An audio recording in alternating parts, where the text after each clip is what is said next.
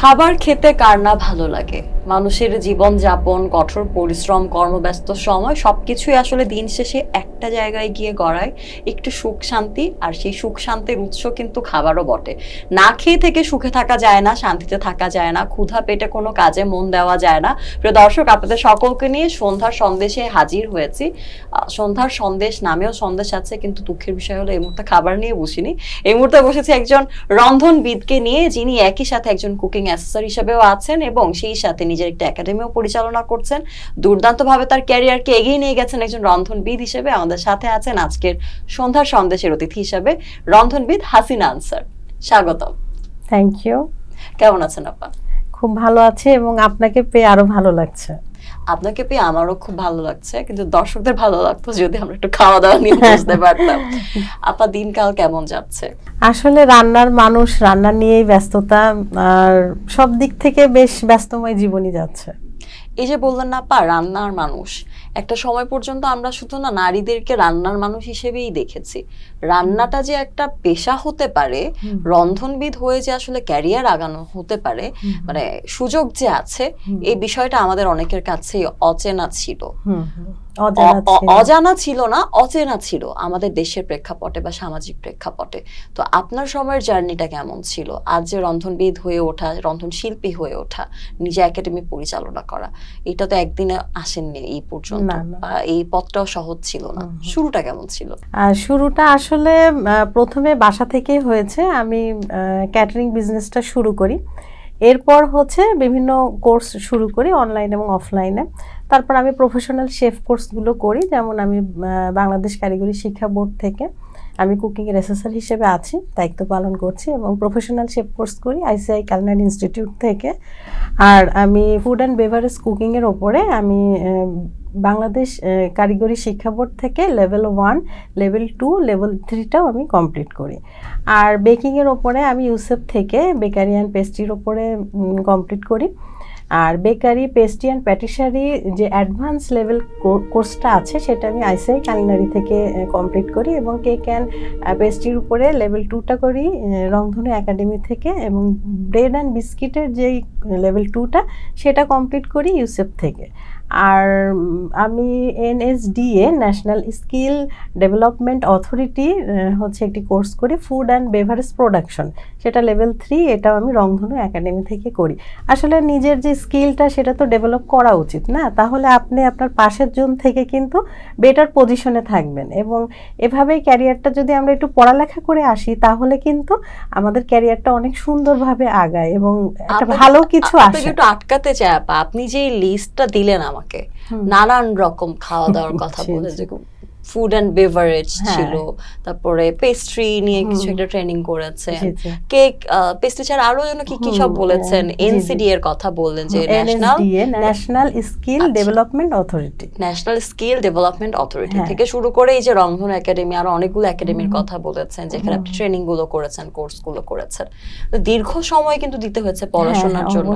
রান্না বান্নাও পড়াশোনা ছাড়া হয় না, তার উৎকৃষ্ট প্রমাণ হচ্ছে আজকের এই এপিসোড। এবং দীর্ঘ যে লিস্টটা আপনি দিলেন, আসলে অবাক করার মতো।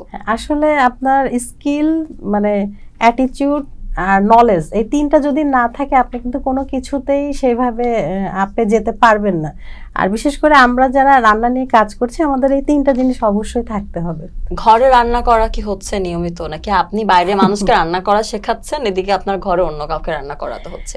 হ্যাঁ, অনেক সময় এরকম হয়, কিন্তু মানে আমি প্রাউডলি বলতে পারি আমার 2 ছেলে এবং আমার হাজব্যান্ড আসলে আমার রান্নাটাই পছন্দ করে। মানে যেখানে আমি যাব বা যেই কাজই করব, মানে ওদের কুকিংটা আমাকে করে যেতে হবে। কিন্তু জানতে চাই, যে মানুষ বাইরে এত মানুষকে ট্রেনিং করছে, এত দক্ষ কর্মশক্তি তৈরি করছে, সেই মানুষটার ঘরের যে 3 জন আছে, আপনার ছেলেরা আছে, আপনার জীবন সঙ্গী আছে, তাদেরকে রান্না শেখাতে কতটা সক্ষম হয়েছে? ও মাই গড, কঠিন প্রশ্ন। কারণ হ্যাঁ, আমি বলবো তো অবশ্যই, উত্তর সুবিধাজনক না হলে হ্যাঁ সমস্যা নেই।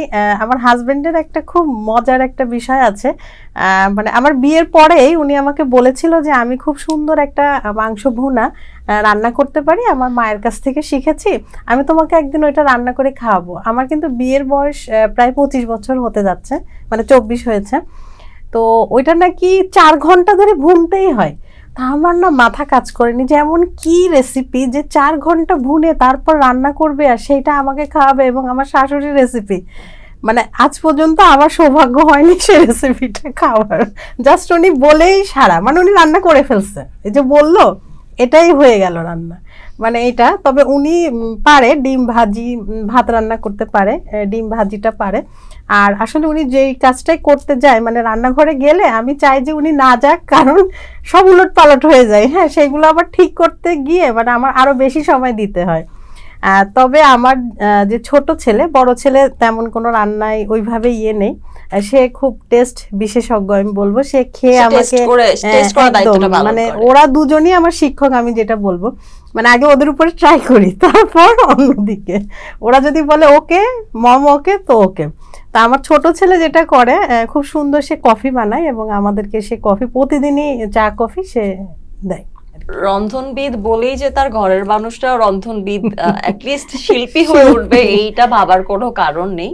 একজন রন্ধনবিদ হিসেবে তিনি শত শত হাজার হাজার ট্রেনারকে আসলে ট্রেনিং দিয়ে আসলে তাদেরকে তৈরি করছেন একজন ট্রেনার হিসেবে, কিন্তু ঘরের অবস্থা সবারই এক। যা হোক আপা, একটু জানতে চাই যে এতক্ষণ মজার ছলে কথা বলছিলাম, একটু সিরিয়াস আলাপ আপনার সাথে করতে চাই।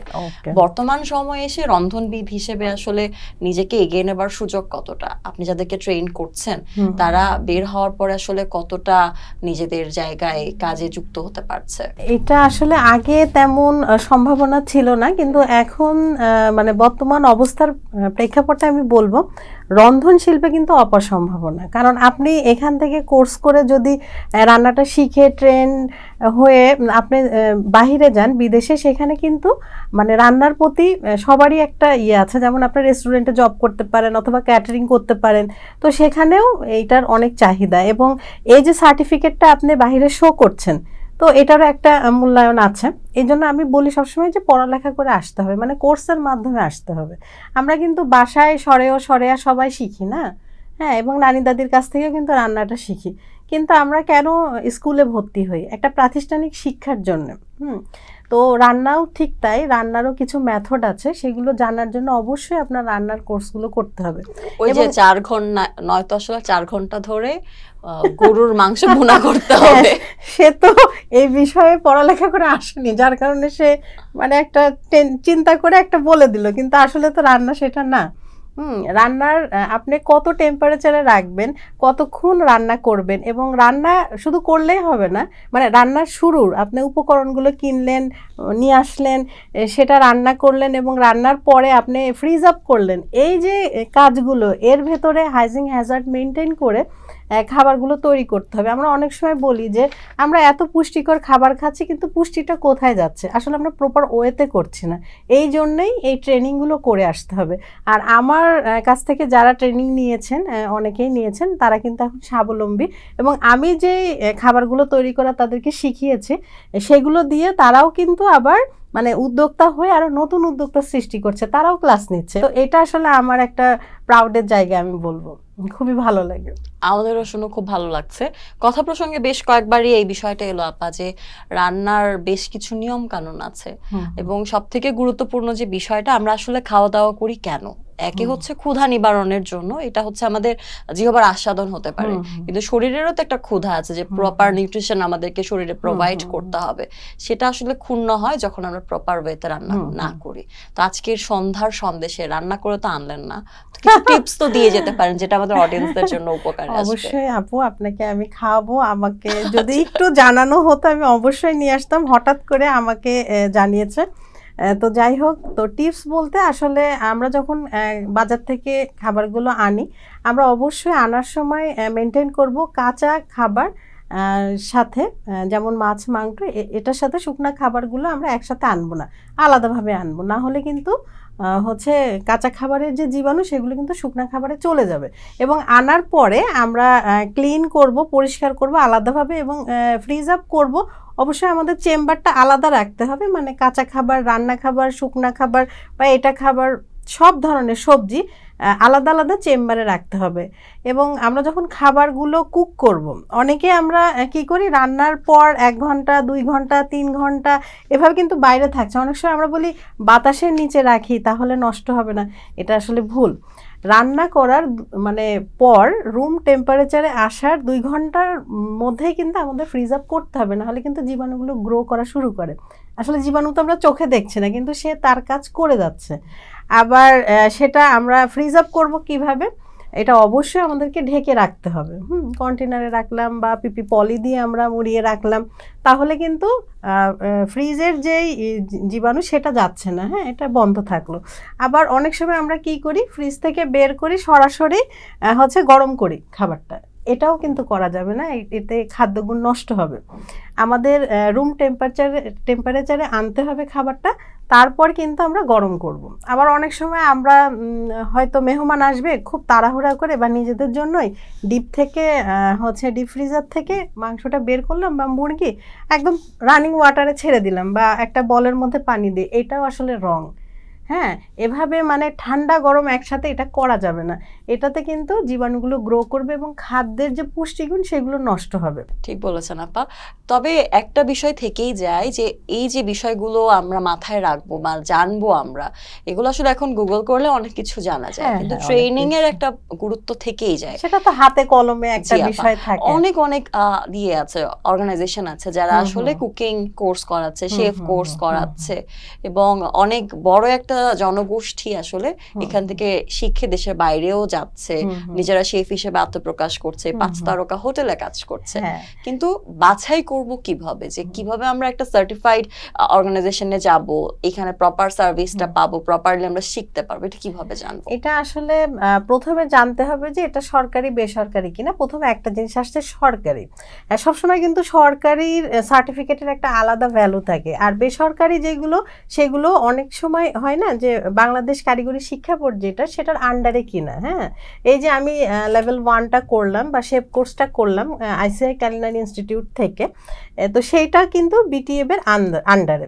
তো এইভাবে আমাদেরকে একটু জানতে হবে যে আসলে একটা জিনিস করলে এটার আপডেটটা আমরা কি পাবো, ফিডব্যাকটা কি পাবো। হ্যাঁ, এখন যেহেতু আপনি বললেন আমাদের গুগল মামা আছে, এখন আর মুরব্বির কাছে যেতে লাগছে না, সো আমরা গুগলেও কিন্তু এটা সার্চ করে অনেক কিছু কিন্তু বেরিয়ে আসে। এখন তো মানে অনলাইন কোর্সের খবরও গুগলের কাছে আছে। হ্যাঁ হ্যাঁ, সবকিছু আপনি ফেসবুক খুললেই আপনার কাছে সব খুব ইজিলি চলে আসছে। কিন্তু এখন আমি যেটা দেখছি যে অনেক সময় এখানে আমাদের সাথে অনেক ডাক্তার ইঞ্জিনিয়াররাও কিন্তু কোর্স করছেন শখের বসে। যে আমি একটু ভালো খাবার, পছন্দসই খাবার আমি তৈরি করে নিজেদের জন্যই করব, এরকমও অনেকে আসছে। কিন্তু এই শিল্পটা এত মানে ভালোবাসার শিল্প যে এটা মানে একবার শিখলে এটার প্রেমে মানুষ পড়ে যাবে। যেমন আমি তো জানতামই না যে আমি এটা নিয়ে কাজ করব, আমি ভালোবেসে এটা শিখেছি আসলে আমার ফ্যামিলির কারণে, যে ভেবেছি আমার বাচ্চারা হোটেলের খাবার খাবে, রেস্টুরেন্টের খাবে, আমি ওইটা বাসায় তৈরি করি। আমার হাজব্যান্ড আবার ভোজন রসিক, তো উনাকে খুশি করতে যে আমাকে বিভিন্ন আইটেম শিখতে হতো। তো এভাবে শিখতে শিখতে আসলে এটাকে ভালোবেসে ফেলেছে, এবং একবার যে এই রান্নার প্রেমে পড়ে যায় সে কিন্তু এখান থেকে আর বের হয়ে আসতে পারে না। আর এটাতে এখন বর্তমানে অনেক মানে আমি বললাম অপার সম্ভাবনা। যেমন আমাদের এখানে যেমন খাবারের চাহিদা বাড়ছে, এই যে ইউটিউব বলেন, গুগল বলেন, এটার মাধ্যমে কিন্তু আমরা অনেক রেসিপি দেখছি, তো মানুষের চাহিদা এমনিই বাড়ছে। এই যে এত 5 তারকা হোটেল, এখানে কিন্তু অনেক শেফ দরকার। আর এই যে বিদেশি সব কুইজিনের খাবারগুলো, তো এই শেফ মানে এই যে একটা চাহিদা, এই চাহিদা পূরণের জন্য কিন্তু অনেক শেফ প্রয়োজন, এবং এই শেফগুলো ট্রেন্ড হয়ে সেখানে জয়েন হচ্ছে, ভালো বেতনও কিন্তু পাচ্ছে। অনেক মানে বেতন যেটা বলছিলেন আপা, ভালো বেতন না, অনেক আকর্ষণীয় বেতনে তারা চাকরির অফার পাচ্ছে। এবং আমি আমার পরিচিতদের মধ্যে, আমার সমবয়সীদের মধ্যে অনেককে দেখেছি যে তারা বাংলাদেশে চাকরি বাকরি ছেড়ে শেফ কোর্স করে দেশের বাইরে পাড়ি জমাচ্ছে। এবং এই যে দেশের বাইরে যে টাকাটা বাংলাদেশে পাঠাচ্ছে, এটাই কিন্তু একটা অর্থনৈতিক দিক দিয়ে সাপোর্ট হচ্ছে না, বৈদেশিক মুদ্রাগুলো আমাদের দেশে আসছে। আবার আমাদের আন্ডারে যারা কাজ করছে সহকারী হিসেবে, তাদেরও কিন্তু কর্মের সংস্থান হচ্ছে, এবং যে ডেলিভারি ম্যানটা খাবারটা পৌঁছে দিচ্ছে তারও কিন্তু কর্মের সংস্থান হচ্ছে। মানে সব দিক থেকেই কিন্তু আমি এখানে পজিটিভই দেখছি। আর খাবারটা আমাদের চালিকা শক্তি, আমরা মৃত্যুর আগ মুহূর্ত পর্যন্তও কিন্তু খাবারটা গ্রহণ করছি। তা আমার মনে হয় এই পেশাটা মানে কোনো লসের সম্ভাবনা তো নেই, বরঞ্চ এইটার ভবিষ্যৎ খুব ভালো। আর আরেকটা বিষয় হচ্ছে অন্য চাকরিগুলোতে যেমন আপনার একটা বয়সের নির্দিষ্ট বয়স লাগে যে এই বয়সে রিটায়ার্ড হয়ে যাবেন, কিন্তু আমাদের যে এই শেফের যে জবটা সেটা আপনার যত অভিজ্ঞতা যত বয়স হবে আপনার বেতন কিন্তু তত বেশি বাড়বে, সো তার চাহিদা আরও বেশি। তো এই সব দিক থেকে কিন্তু আমার মনে হয় এই চাকরিটা বা এই জবটা মানে সবার জন্যই ভালো, ছেলে মেয়ে উভয়ের জন্য। আপা এত আলাপ করছি, তারপরে আরেকটা আলাপ করতেই হয়, সেটা হচ্ছে যে বর্তমান সময়ে আমি দেখেছি আমার বন্ধুদেরকে জিজ্ঞাসা করি তুই এখন কি করিস, কি করছিস অবসরে। সে হয়তো বা অনেক চাকরি বাকরি করছে, তার মধ্যে সে অবসরে কি করে, সে হচ্ছে শেফ কুকিং কোর্স করছে, যেখানটায় আসলে সে পেস্ট্রি বানানো শিখতে পারে। আমাদের দেশের কথা যদি বলি, আমাদের দেশের ঐতিহ্যের কথা বলি, পিঠাপুলি আমাদের দেশের ঐতিহ্য, কিন্তু যখন রান্না বান্না মানুষ শিখতে যায় দেখি চাইনিজ কুইজিন শিখছে, থাই কুইজিন শিখছে, তারপরে তারা পেস্ট্রি বানানো শিখছে, নানান, আমি আসলে তো কিছু জানিও না, কিন্তু অনেক কিছু শিখছে। কেন যেন দেশীয় রান্নার প্রতি তাদের সেরকম কোনো আগ্রহ নেই। কিন্তু বাংলাদেশের ঐতিহ্য তো আমাদের পিঠাপুলি, আমাদের দেশের এই ঢাকার ঐতিহ্যের কথা যদি বলি, আমাদের পুরান ঢাকার বিরিয়ানি, এই ব্যাপারগুলো কি কালের বিবর্তনে হারিয়ে যাচ্ছে কিনা, বা আপনারা যারা আসলে এই জায়গাগুলোতে নেতৃত্ব দিচ্ছেন আপনারা কোনো উদ্যোগ নিচ্ছেন কিনা? এখন যে বর্তমানের মানে অবস্থা, মানে এখন যে আমরা আছি বা আমাদের জেনারেশন বা আমাদের বাচ্চারা যারা আছে তারা কিন্তু সবাই ফাস্টফুডের প্রতি বেশি ঝুঁকে পড়েছে। হ্যাঁ, বাহিরের খাবারগুলো, যেহেতু আমরা কিন্তু সবসময় চ্যানেলেই বাইরের খাবারগুলোই দেখছি। তো আমার একটি প্রস্তাব ছিল সবার কাছে, আমি বলবো, দর্শক আপনারা তো শুনছেনই, এবং যারা শুনছেন না আমি অনুরোধ করব আপনারা তাদের কাছেও পৌঁছে দিন কথাটা। সেটা হচ্ছে আমাদের দেশে যদি এমন একটি চ্যানেল হতো যে সারাক্ষণই আমাদের ঐতিহ্যবাহী খাবারগুলো, যে আঞ্চলিক খাবারগুলো সারাক্ষণ দেখানো হতো, মানে ওই চ্যানেলটা শুধু এটার কাজেই থাকবে যে বাংলাদেশের ঐতিহ্যবাহী খাবারগুলোকে তুলে ধরবে, কোন এলাকায় কোনটা বিখ্যাত। তো আমার মনে হয় এভাবে যদি আমরা সবাই, আমাদের যে জেনারেশন, আমাদের বাচ্চারা, তারা সবাই যখন একই জিনিস বারবার দেখতো তখন কিন্তু ওটার প্রতি একটা আকর্ষণ হতো। তো এইসব চিন্তা করেই মানে আমি কোভিডের সময়, এই যে আমার বইটা সামনেই আছে, হচ্ছে বাংলাদেশের ঐতিহ্যবাহী রান্না 100 রেসিপি। আমি বাংলাদেশের যে আঞ্চলিক খাবারগুলো আছে এটা নিয়ে আমি আমার পেজ আছে, আমার নাহার কুকিং ওয়ার্ল্ড আমার প্রতিষ্ঠান, সেখানে আমি একটি পোস্ট করি যে আমি 100 রন্ধনশিল্পীর 100 রেসিপি নিয়ে আঞ্চলিক খাবারের একটি বই করব। আপনারা যারা ইন্টারেস্টেড আছেন আপনারা অবশ্যই আমাকে নক দিবেন, এবং সেখানে আমার মোবাইল নাম্বারও ছিল। তো এত বেশি সাড়া আসে যে মানে আমি প্রথম খণ্ড করার পরে, বাছাই করার পরেও রেসিপিগুলো দ্বিতীয়, তৃতীয়, চতুর্থ এবং এটা আমার 5ম খণ্ড বই। মানে আমি বাংলাদেশের 64টা জেলা থেকে 100 রন্ধনশিল্পের 100 রেসিপি নিয়ে এই বইগুলো করেছি। It's a big achievement for you আপু, যে আপনি বাংলাদেশের ঐতিহ্যবাহী রান্নাগুলো, এবং এই জায়গাটা উনি নিজে হয়তো কাজ করতে পারতেন, কিন্তু উনি সারা বাংলাদেশ থেকে আসলে রন্ধনশিল্পী বাছাই করে তাদের রান্নাগুলো অথেন্টিক। আমি যেমন নওগাঁর মানুষ নওগাঁর খাবারের রেসিপি দিচ্ছে, যে হয়তো বা নওগাঁর না অন্য কোনো এলাকার, তারা যখন তাদের রেসিপি গুলো দেয় সেটা কিন্তু অথেন্টিক হয়। আমরা দূর থেকে আসলে জানতে পারি। আমি নিজে এই বই করতে যে আমার অনেক ভালো অভিজ্ঞতা হয়েছে। অনেক রেসিপি আছে যেগুলোর নামও আমি জানতাম না। আমাদের যে নতুন প্রজন্ম তারা যেন আমাদের যে রেসিপি আছে আমাদের দেশে সেগুলো সম্বন্ধে জানতে পারে, বুঝতে পারে, এবং এই রেসিপির স্বাদও যেন নিতে পারে। আমরা তো সারা জীবন থাকবো না, কিন্তু আমাদের এই বই কথা বলবে, মানে এমন কাজ করতে হবে আসলে নিজে না থাকলেও তার কাজ যেন কথা বলে। এখানে কিন্তু আমি যারা রেসিপি দিয়েছে তাদের নাম এবং ছবি সহ তাদেরকেও কিন্তু আমি প্রমোট করছি, মানে পুরো বাংলাদেশে আমাদের বইটা ঘুরছে। যারা এই রেসিপি দিয়েছে প্রত্যেককে আমি 2টি এবং 3টি করে বই উপহার দিয়েছি। এখানে আমাদের খুবই চমৎকার। আমি একটু হাসিনা আপার সাথে যুক্ত করতে চাই, যেখানে যাদের রেসিপি আছে, তাদের নাম আছে, তারা আসলে কি করেন সেটা আছে, প্রস্তুত প্রণালী, খাবারের উপকরণ, এই বিষয়গুলো তো আসলে সবখানেই থাকে। তবে এই যে একটা বই, আঞ্চলিক খাবারের বই, ঐতিহ্যবাহী রান্নার বই, সেই বইটিতে আসলে রন্ধন শিল্পীর নাম, রন্ধন শিল্পীর এলাকা এবং সেই এলাকার বিখ্যাত খাবার সবকিছু মিলে একটা দারুণ উদ্যোগ, প্রশংসনীয়। আপনার জন্য অনেক শুভকামনা। আপনাকেও ধন্যবাদ। এবং আমাদের যে পিঠাপুলি আসলে আছে এটা কিন্তু পৃথিবীর কোথাও নেই। তো আমার অনুরোধ থাকবে আপনাদের সবার কাছে, যারা বিদেশে আছেন বিশেষ করে, তারা যেন আমাদের এই রেসিপিটা যথাযথভাবে বিদেশিদের কাছে উপস্থাপন করেন। যেমন মেনুতে বিদেশি কুইজিন থাকে সব জায়গায়, তো একদিন এই মেনুতে আমাদের দেশের কুইজিনও থাকবে মাথা উঁচু করে। আপা এতক্ষণ কথা বলে খুবই ভালো লাগছিল, একদমই আড্ডার শেষ পর্যায়ে চলে এসেছি। একটু জানতে চাই, একজন রন্ধনবিদ হিসেবে বা উদ্যোক্তা হিসেবে তো আপনার পথটা এতটা সহজ ছিল না, বাধা অবশ্যই ছিল। কি কি বাধা আপনাকে সব থেকে বেশি মানে কষ্ট দিয়েছে? এই বাধাগুলো কিভাবে এই পর্যন্ত এসেছেন? উদ্যোক্তা মানে কিন্তু চ্যালেঞ্জ, আর সেখানে নারী শব্দটা যখন যুক্ত হয়ে যায় তখন কিন্তু মহা চ্যালেঞ্জে পরিণত হয়। কারণ আমরা আমাদের সংসারের সমস্ত কাজ মানে বাড়িটাকে যেমন ট্যাকেল করি, ঠিক তেমনই কিন্তু বাহিরের পারিপার্শ্বিক অবস্থা মোকাবেলা করে আমাদের বিজনেসটাকে আমাদের রান করতে হয়। তো আমার ক্ষেত্রে যেটা হয়েছে, বাসার থেকে আমাকে অনেক উৎসাহ দিয়েছে এবং আমার 2 ছেলে, আমার মা আমার ছায়ার মতো ছিল। আমার হাজবেন্ডও কখনো না করেনি, না হলে আমি এতদূর আসতে পারতাম না। আর বিশেষ করে আমার শ্বশুরবাড়ি খুবই সাপোর্ট করেছে। আমার বিষয়টা যেটা ছিল যে আমাকে অনেকে প্রশ্ন করতো যে তোমার হাজবেন্ড এত সুন্দর একটি পজিশনে আছে, এরপরে তুমি কি জন্য এত কষ্টের কাজ করছো, মানে মানে সবার ধারণা যে টাকা আর্নের জন্য। তা আমি সবার ধারণা না, আমার মনে হয় আপা অবশ্যই টাকার জন্য কাজ করা উচিত। কেন আপনি টাকার জন্য কাজ করবেন না? ঠিক আছে, বাট একটা মনের শান্তিরও বিষয় আছে। যেমন আমার কি কাজ শুধু আমার বিয়ে করাই কাজ না, সমাজকেও তো আমার কিছু গঠনমূলক কাজ উপহার দিতে হবে। তো এই সমস্ত কথা শুনেছি, তো ওইভাবে বুঝিয়েছি। আর যারা বোঝেনি তাদের কাজ দিয়ে বোঝানোর চেষ্টা করেছি। তো কাজ দিয়ে বোঝানোর পরও যারা বোঝেনি তাদেরকে লিভ করেছি যে না, আর সম্ভব না তোমাদের বোঝানো। যখন জীবনে বাধার কথা আসে, বিশেষ করে নারীদের ক্ষেত্রে, তখন একটা কথা আমরা খুব বেশি শুনতে পাই, ব্যাপারটা অনেকটা প্রচলিত হয়ে গেছে যে নারীদের এগিয়ে যাওয়ার জন্য নারীরাই সব থেকে বড় বাধা। আপনি কি মনে করেন?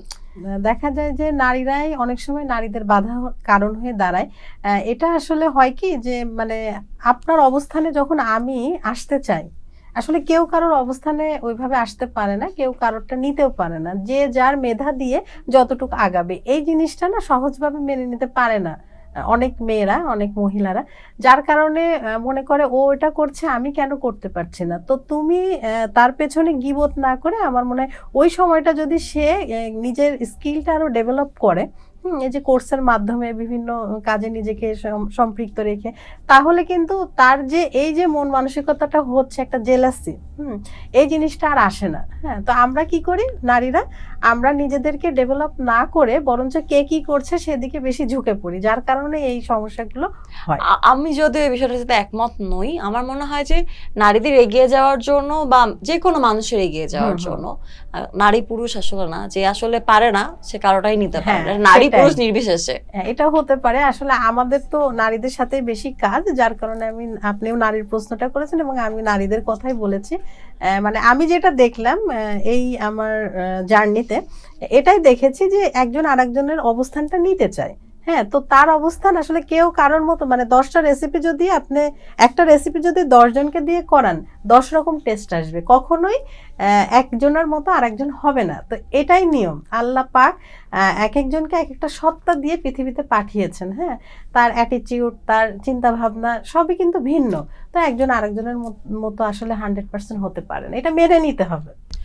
অনেক বাধার গল্প শুনলাম, বাধা জয়ের গল্প শুনলাম, এবং অবশেষে আমরা আমাদের আড্ডারও শেষ পর্যায়ে চলে এলাম। জীবনে এগিয়ে যেতে হলে আসলে এইসব বাধা উতরে এগিয়ে যেতে হয়। জীবনে এগিয়ে গেছেন হাসিনা আনসার, এবং আমরা বিশ্বাস করি হাসিনা আনসারের সাথে যারা কাজ করছেন, যারা তার তত্ত্বাবধানে ট্রেনিং করছেন, তারাও একদিন এগিয়ে যাবে। তাদের জন্য শুভকামনা। প্রিয় দর্শক, আজকে বিদায় নিচ্ছে আমাদের সন্ধ্যা সন্দেশ থেকে। দেখা হবে আগামী পর্বে, থাকবে আমাদের সাথে নতুন কোনো অতিথি। সে পর্যন্ত সকলে ভালো থাকুন, সুস্থ থাকুন, থাকুন সমুদ্র প্রকাশের সাথে।